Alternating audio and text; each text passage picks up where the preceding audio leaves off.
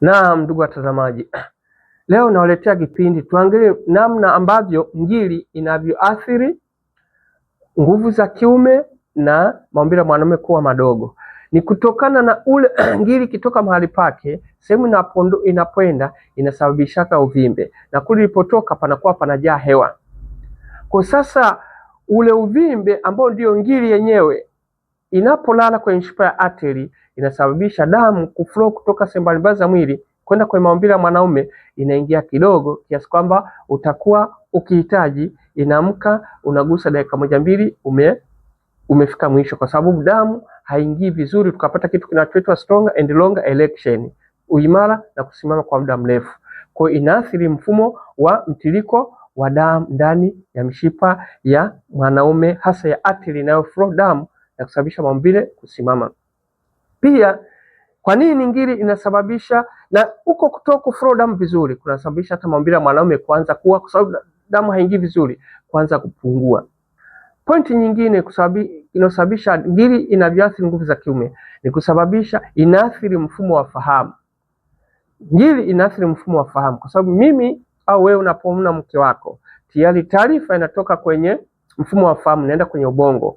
Ubongo unatafsiri kwamba ni kitu gani, unarudisha feedback kupitia kwenye uti wa mgongo, inaenda kwenye mishipa ya mwanaume, ndio pale maumbile yanasimama.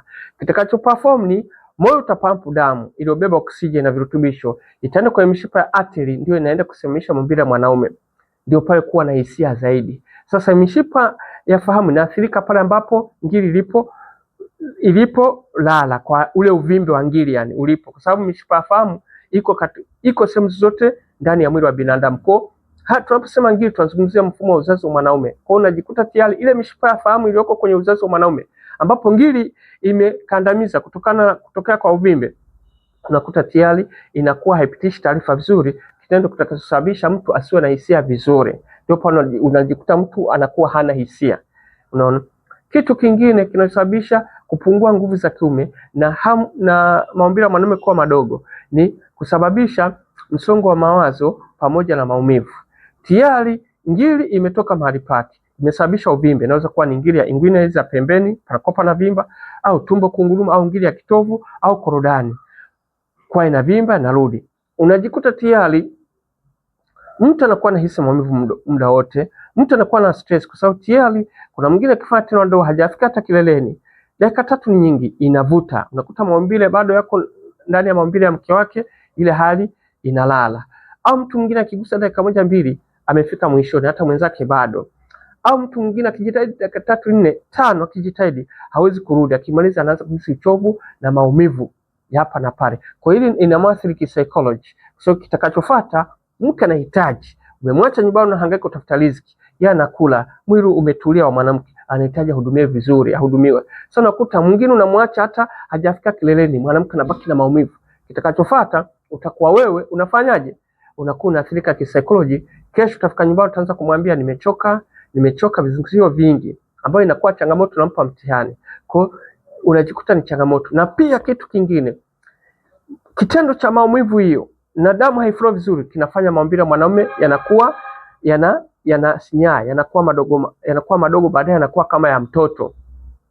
Hiyo ni namna gani ambavyo ngiri inavyoathiri nguvu za kiume. Na pia kitendo cha kusinyaa maumbile yenyewe inakuwa kama ya mtoto.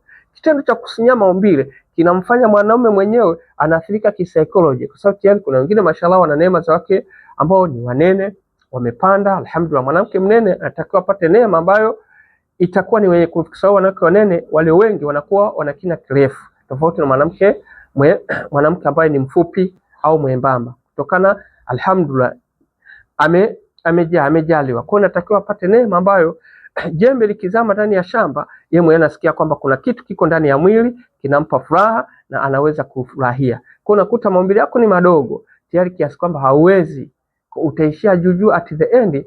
Ndio ni stara tu inayotumika, ila ni changamoto zilizoko katika wanaume wengi sana kwa sasa. Dr. Balagomwa nimekuwa nikiwatibia watu, wanakuja wanashukuru, wala sio kwa kutibia nguvu za kiume, kwa kutibia dawa hii inaitwa Ngiri Cure, ambayo watu wengi imewasababishia wana maumbile yanarejea. Wanakuja wananiambia dawa inakuza uume, nawaambia haikuzi, ila maumbile yenu yalikuwa yanapungua kutokana na ngiri.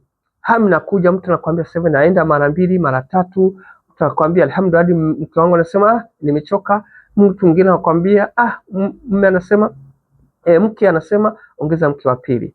Wallahi ni maneno nakwambia yako sahihi. Nifate TikTok Dr. Balagoma, like, mtumie na mwenzako. Usihangaike kunywa dawa za nguvu za kiume bila kujua unatumia nini. Hii dawa nimekuwa nikiwatibia watu, wanashukuru sana sana.